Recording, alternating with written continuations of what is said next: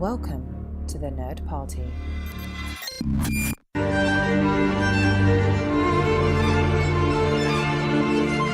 Hello and welcome to the A24 project here on the Nerd Party Network, where every 2 weeks we review 2 films from the A24 filmography and in between bring you an interview with the talent involved. This week we bring you the full interview that we previewed a few weeks ago on our review episode for The Lighthouse. I'm joined by Logan Hawkes, who plays Ephraim Winslow, a character with a mysterious connection to Robert Pattinson's character Thomas Howard in Robert Eggers' sophomore feature for A24, The Lighthouse.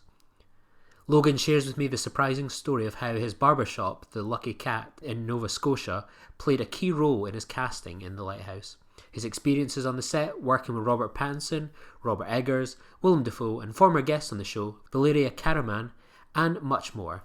Thanks so much to Logan for joining me, and me and Dallas will return next week to review First Cow and Boy State. Enjoy the interview. So, for those that are listening who know you from the Lighthouse, Logan, can you tell us a little bit about your kind of background and a little bit about yourself? So, I have no film background or experience at all. I'm just like you kind of mentioned. I'm a barber. Living and working in Halifax, Nova Scotia, where the film, or at least some of the film, was produced. And I just kind of fell into this, to be honest. But no experience or background here. You mentioned sort of you're a barber, but have you ever sort of wanted to be an actor? Did you ever sort of dream of seeing your name up in lights? No, not at all. Growing up and then into my 20s, I was a musician. So that was kind of more, music was always my passion, and kind of, if I was going to see my name anywhere, it would be like, in a music magazine or something in my head, It's definitely not, hadn't considered film at all. Were you sort of a film fan at all in terms of was there any sort of films that you're like, I really enjoy that director, or is it sort of just music was the main passion?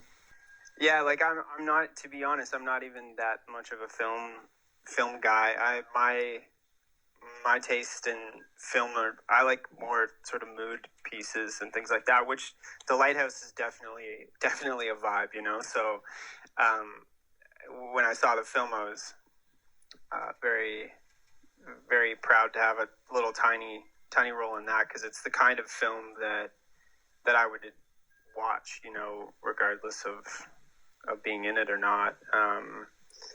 So that's, I can't say that I have I'm much of a film buff at all or anything. When did you sort of first hear about the Lighthouse as something that was kind of happening up in Nova Scotia, and something that would kind of ultimately kind of snatch you up?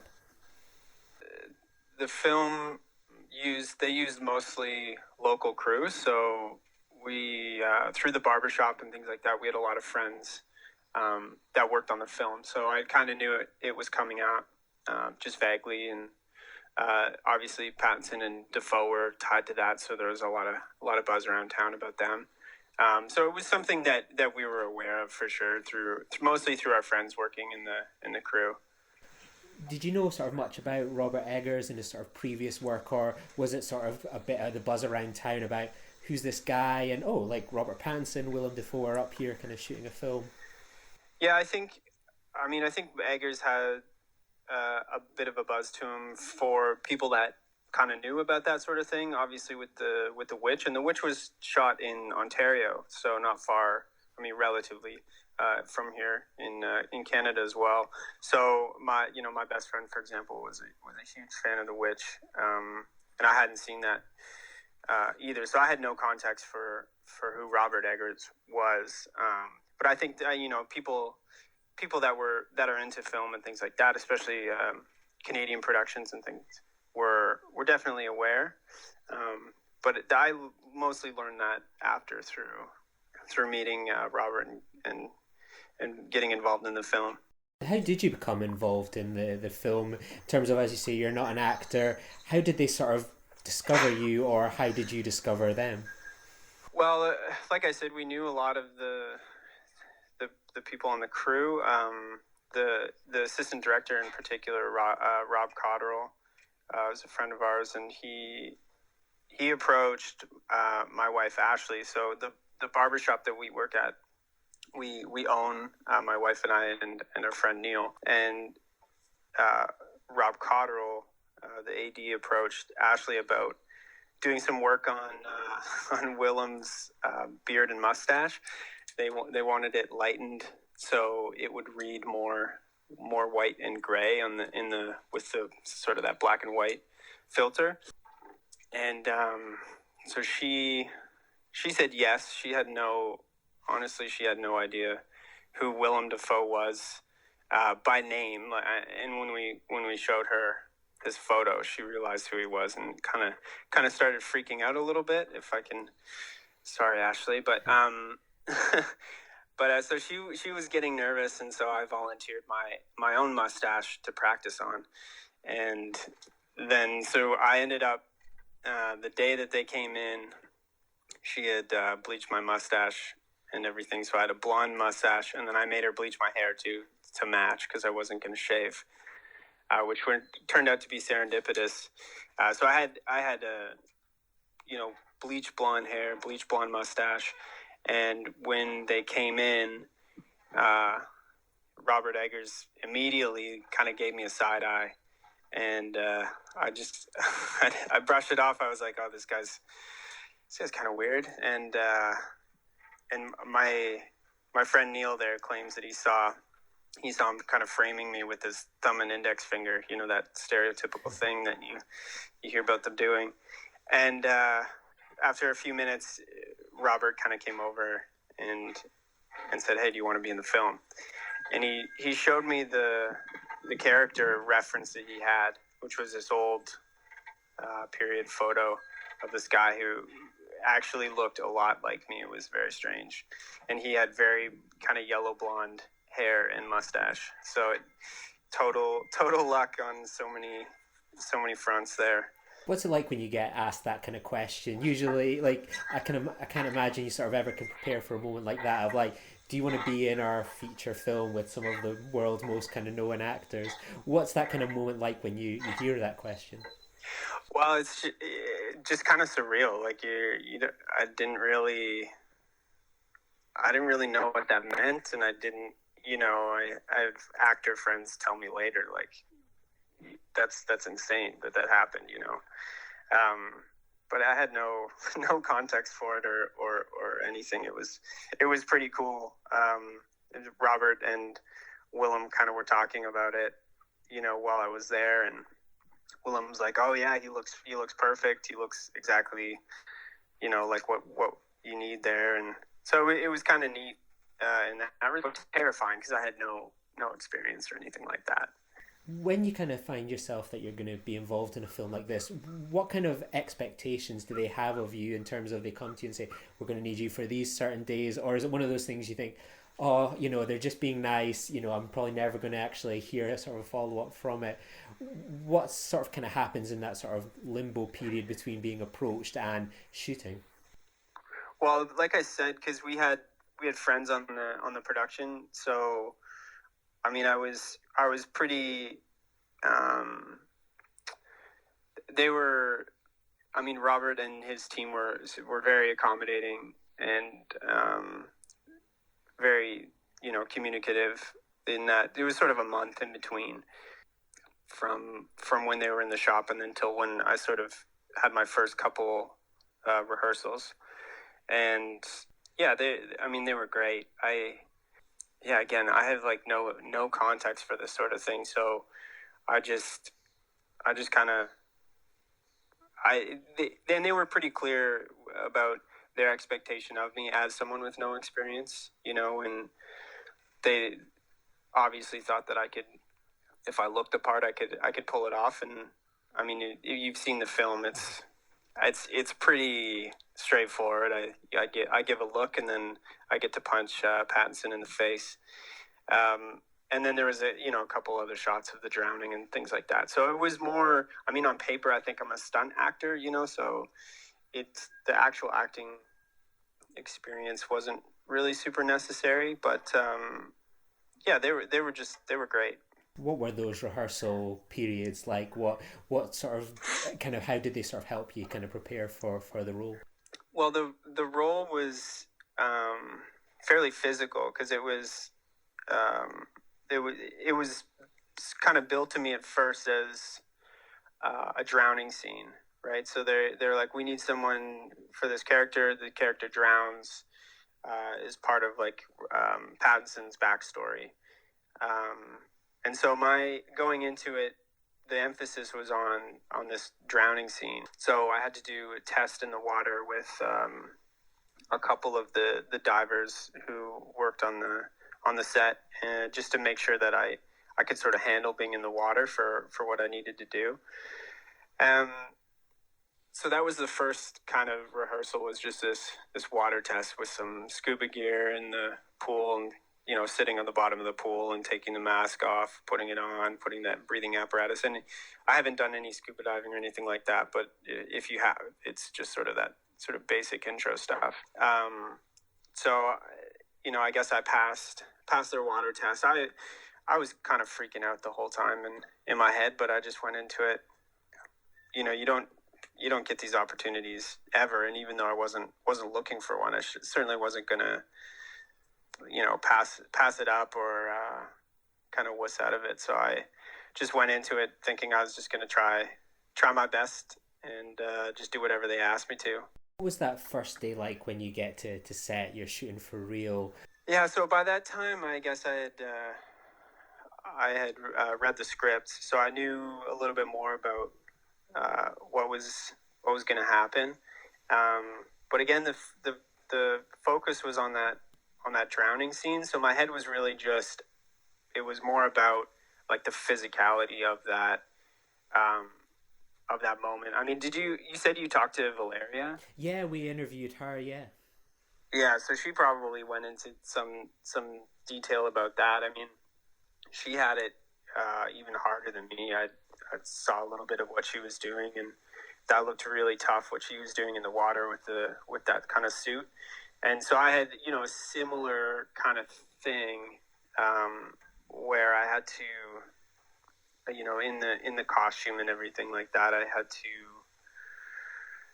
kind of sit just below the surface with the breathing apparatus. I had a harness tied to me, and then when they yelled action, Neil, the stunt guy, would pull the harness, and I would kind of drop 18-20 feet into the pool, pretending to drown, get another breathing apparatus at the bottom, float back up, and kind of do it over again. So I was just focused on being able to do that. And when you're kind of in the water, and again, with no scuba experience, so just trying to wrap my brain around breathing and not breathing, and just being in the water for kind of that period of time with the costume and everything.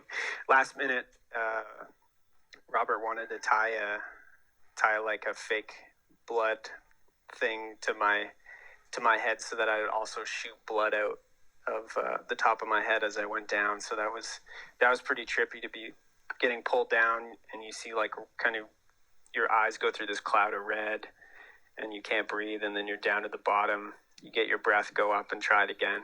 So I was just kind of in that, trying to keep my head in that zone of being able to do that. And I mean, if you've been on a film set, there's even on a what would be considered sort of a smaller budget project like this, there's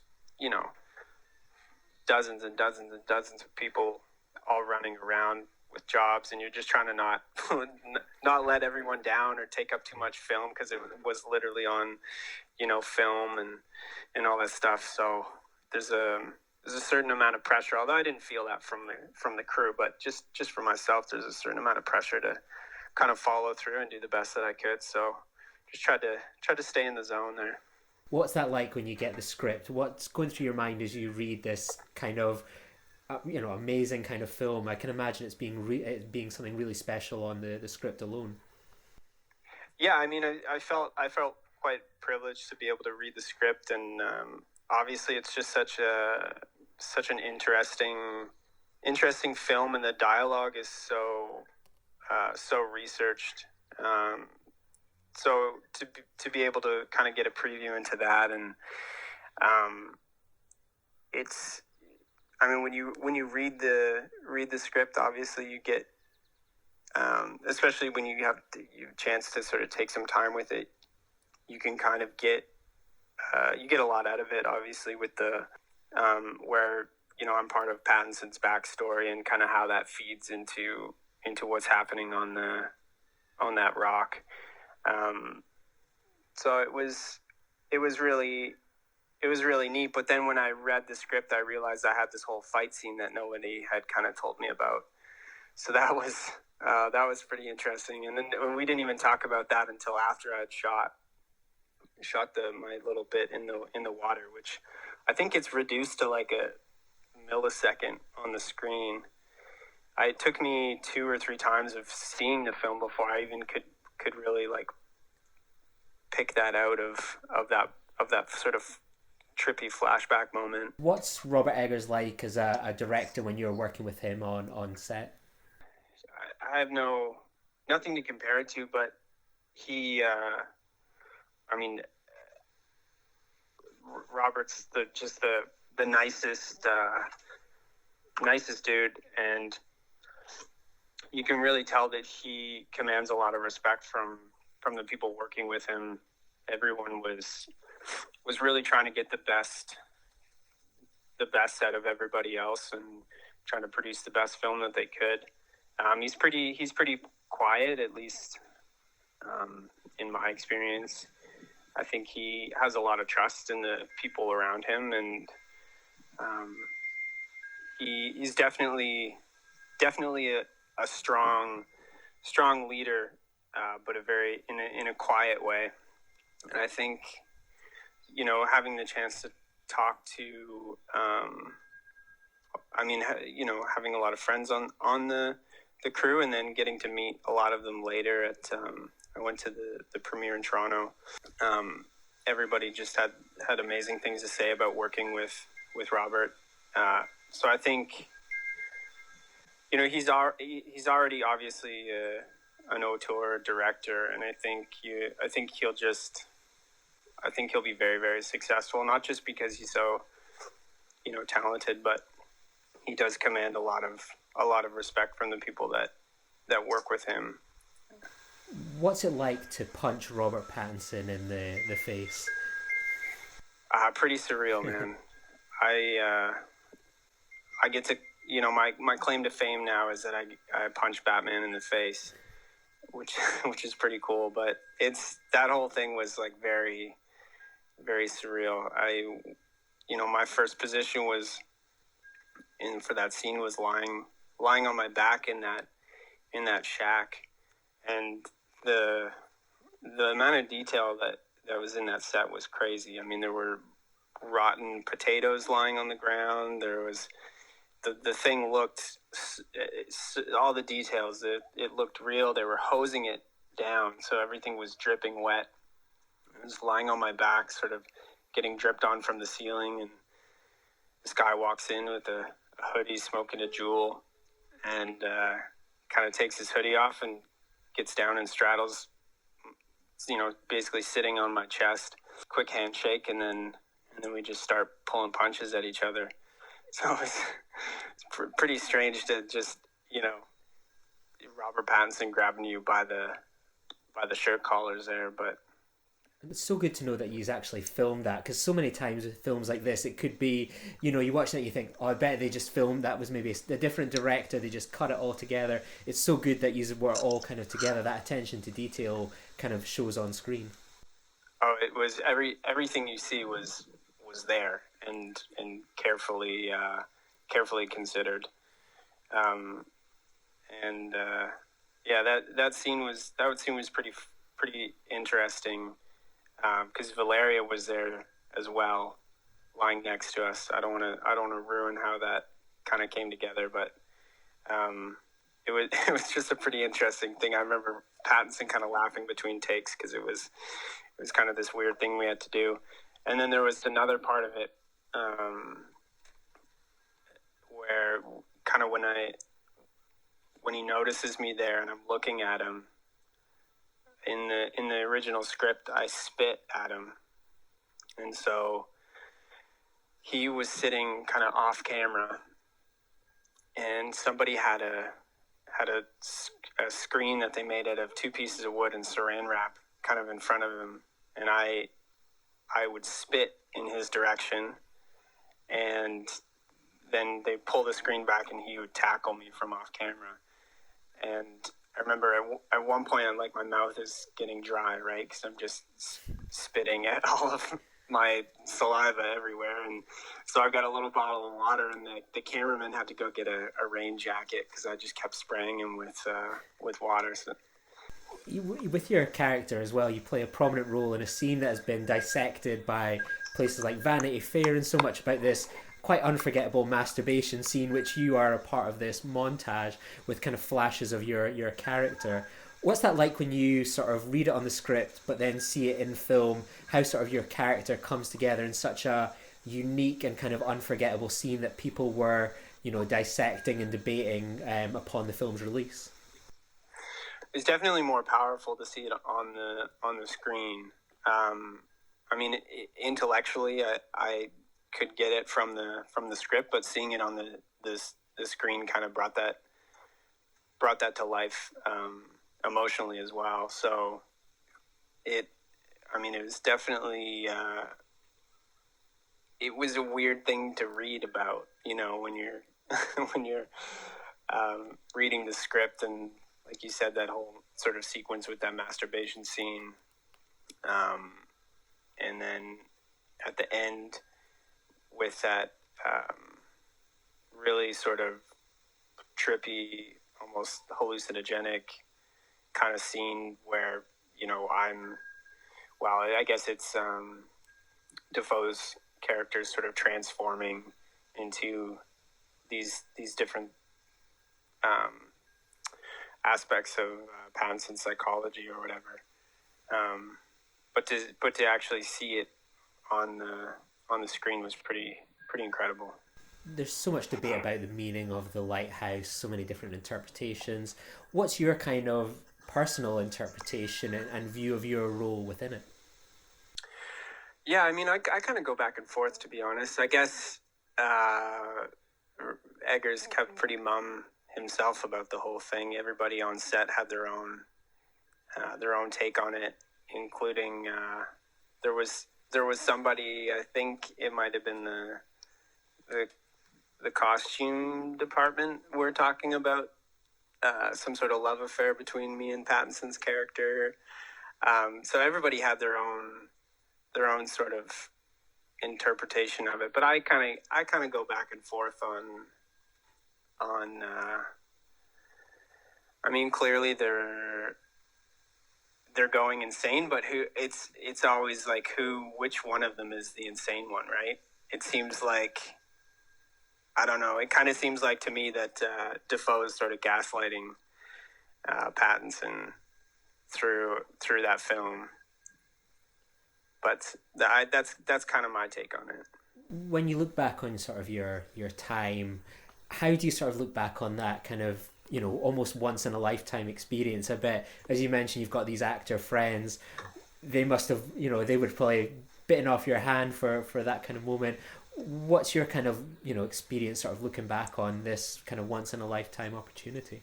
I mean, I'm extremely proud and extremely humbled to just have had that little moment in that film, and it was such an incredible experience working with Eggers, and I didn't really spend a whole lot of time with Pattinson, but Dafoe is just like a class act. That guy is he's a great man and very kind, and the whole crew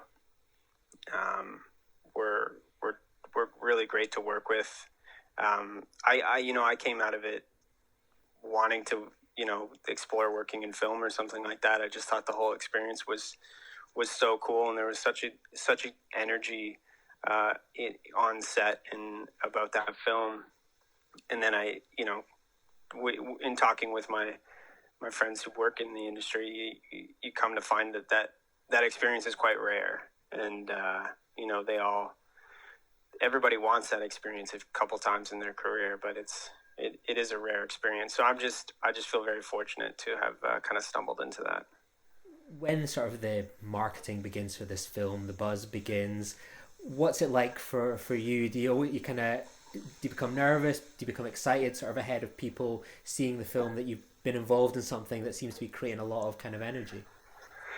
Yeah, I mean, like my whole role in it's pretty small, so I wasn't nervous at all. I knew that I knew they were going to make a good film, and I knew they were going to make me look at least not bad, you know. So I was just really excited to see it, and I wanted to take in as much of it as I could. So, like I said, I went to Toronto to the premiere there, and had a good time, and kind of got to go to a couple little industry things, which was almost just as surreal as being in the movie. But and then they were really kind enough to bring it to our film festival in Halifax, and so I got to see it with a lot of my friends and people in my community, which was great. What's it like sort of watching yourself on the big screen for the first time? You've got it in this letterbox, black and white, and it all kind of comes together. Is it sort of, as you mentioned, sort of like, you know, a little moment kind of flashes before you? Is it sort of, do you wish you could sort of just pause time, or is it just a mixture of nerves, excitement? Yeah, I mean, it's really interesting to see what, you know, after all the things that you kind of go through on set, and all the different takes and approaches, and then to see what ends up getting kind of thrown in there and edited, and what comes out of that. That, like I said, that whole drowning sequence, the fight scene in my conversations with the, you know, Robert and kind of the crew before filming, everything was focused on that drowning scene, and the fight scene was sort of like an afterthought almost for me. So I was really just in my head, I was just thinking about that, and then it kind of flipped by and I didn't even see it. And then to see that moment where it's just my face on the screen was pretty crazy to watch. I had a lot of people, kind of old friends and things like that, hit me up on Instagram or whatever and said, I think I saw you in a movie, you know, because fairly prominent there for a quick second. But I guess just that you don't really know what you're going to see, right? And I knew I wouldn't get cut because of the role and how few sort of players there were in the film. But just to see kind of what came out of that work that you did there. Got a nice little title card at the end as well, a nice little bit of font and stuff like that. It's certainly a lovely little role you've got. Yeah, and the barbershop gets a special thanks there, so that was really fun to see as well. There's so many things to get on repeated viewings of the Lighthouse. Now I'll have to watch it. We'll look at those little special thanks. There you are with your barbershop next to people like Ari Aster. There you go. Yeah, exactly. Lucky Cat Barbershop and the special thanks. You'll see it. The film, obviously, as you've mentioned, sort of it's a great showcase for the talent in Nova Scotia, the craft, the local talent. How was the film sort of received by the locals, and how important is it to have films like this come to Nova Scotia, not just the traditional Hollywood locations? I mean, everybody here was very, very, very proud of the film. I know the crew were very proud of the film and the job that they did, and it was a brutal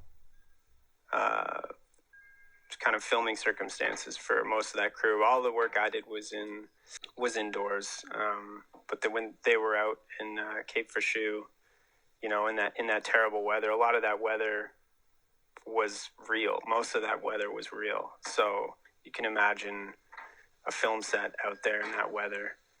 So it was kind of this shared ordeal that everyone has that they went through, and everyone's pretty proud of it. And the locals, I think, are very proud of the film and how it sort of represents our film industry here as well. Does a film like this have like an impact on your life and stuff? As you say, people from all around the world see this. You've been involved now in a film that's ended up being nominated for like an Academy Award.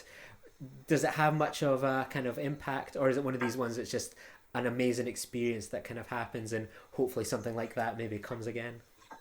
Yeah, no real experience or impact on my life. Just a really great experience.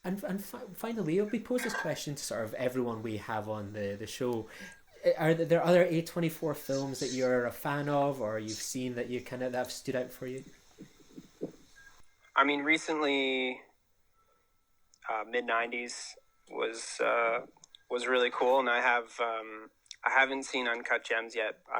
I know it's going to be just this sort of anxious thrill ride, so I'm just waiting to get in the right headspace to watch that. But I'm really excited to see that film. I suppose during a kind of pandemic where the world's all gone to hell, it maybe that's enough anxiety for 1 year. Well, exactly. I had all this time, but I just couldn't pull myself to pull the trigger on that. I was like, I don't want this to push me over the edge. But I am excited. I'm really excited to see that. I think I'm a basketball fan, so I think like the way that they filmed that around a real basketball game it was crazy. Finally, if people wanted to kind of reach out to you or follow your exploits, where's the kind of best places on social media to follow you, Logan? Our barbershop Instagram is a good place. Lucky Cat Barbershop on Instagram there. Not many barbershops, as we say, get a special thanks credit in a film, so someone will have to get that printed off, framed, and put up behind the desk. Willem wanted a T-shirt, so I keep every now and then I Google paparazzi footage of Willem to see if he's wearing that T-shirt, but no luck yet. So if anyone sees Willem in the T-shirt, get a picture for me. We saw him at the UK premiere, but I think he probably maybe had it on underneath his suit and tie that day. Yeah, exactly. He was a little dressed up the last couple of times we saw him. Thank you so much. It's been a real pleasure to talk with you, and I hope nothing but success for you in the future, and take care out there in Nova Scotia. Yeah, thanks, Lee. Nice to talk to you.